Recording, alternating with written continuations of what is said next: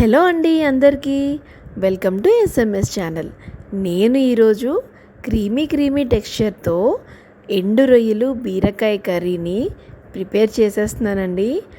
అసలు ఆ క్రీమీ ఎండు రొయ్యల కర్రీని కొత్తిమీరతోని క్రీమ్తోని గార్నిష్ చేసుకొని వేడి అన్నంలో తింటే అండి అబ్బబ్బబ్బబ్బా అసలు మాటలే రావండి, అంత బాగుంటుంది.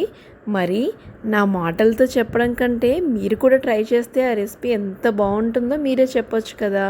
సో నేను ఈ పూర్తి రెసిపీని ఎస్ఎంఎస్ వంటిల్లు ఛానల్లో అప్లోడ్ చేసేసాను.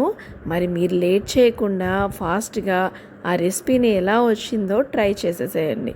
అలాగే మీకు కనుక ఈ రెసిపీ నచ్చితే తప్పకుండా లైక్ చేయండి, షేర్ చేయండి, సబ్స్క్రైబ్ చేయండి.